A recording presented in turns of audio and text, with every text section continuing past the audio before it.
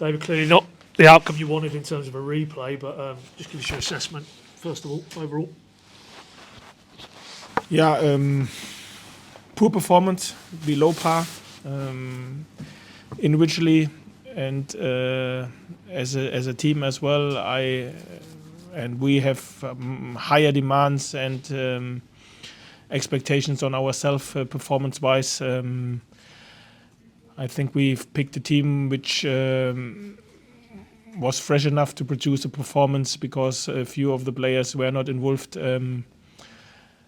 too much in this very busy period. I know that the one or other had not played because of injuries for a very long time, but at the end of the day we have to play better and we have to beat Bristol Rovers and we have to have a better performance that we have shown today. Yeah, I mean, clearly their first words you said, very poor performance, not good enough. I'm sure you detected that frustration from the fans as well in the closing few minutes. Can you understand that today?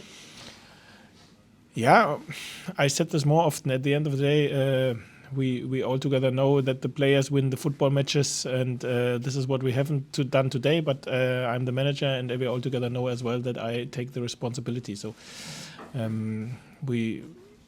I think we know, and we have to make clear this is not about me. This is about that we have to perform better, and obviously, this is what we haven't done today. As you say, you gave opportunities to players who maybe haven't had opportunities. I mean, 8 or 9 changes today. Is it fair to say not too many of them have put their hands up to be involved from Hull onwards? Yes, absolutely. Was that always a plan with Josh, just to give him a 45 today and get Adam on? Yeah, Josh was the plan before the game that he will play 45 today as a next step, that he can come to the level where he is able to come to. He luckily was one of the energetic guys who had his opportunities today, and Grant came off his back cramped, but everything what I've heard is it seems to be that this settles down quite quick. Yeah, I just want to clarify. So he just says he had something with his back, did he feel there at the end, but nothing? No.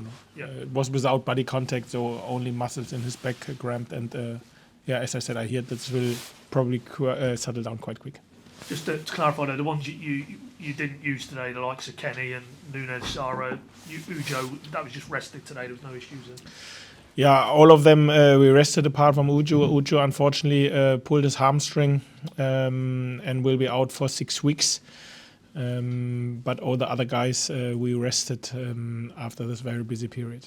That's obviously a huge blow in terms of because he's only just come back. Have you given any thought? Because I know you've got probably the recall issue there with the loan in terms of Forest. Is any thoughts? No, we have to now make our head around over the weekend how we deal with the situation. One positive though in terms of a player coming back from a long-term injury was Jacob Sorensen, to get him on the pitch. That'll help him moving forward. Yeah, it was his first 20 minutes. As I said, we've known that the one or other today get his first minutes after a long time out. Lungi, I think he played his last game 6 months ago. First step. Obviously, he have to have much more game time as well in the under 21 and in trainings time as well. But this was the first step for him today. You're clearly not happy. You've made it quite clear with your performance from your side today. Have you communicated that to him since the final whistle, that you're not happy with that performance? Yeah, of course. We've had a meeting in the dressing room where I clearly assessed that this was not good enough, that it was poor, and we have to stop searching, finding, using excuses. It's time to raise a hand and say, no, I can do better what I've shown today, and I have the expectation to do better. Whatever the circumstances are, when I get the opportunity to get the shirt, I have to, and I like to do better. And obviously, yes, clear, I assess this. The good thing in football is this was one game. Obviously, we have seen quite often that the player or individual in general in football can produce a poor performance on one day and a few days later a much more better one. And this is the expectation which I have. David, how much of a distraction has it become sporadically during this season to have the negative reaction from the stands? How much of a distraction can it be for the players when a match is unfolding and we hear the criticism of your football and also their calling for you to go. How much of a distraction is it? As I said before, I think we should stop searching and using excuses.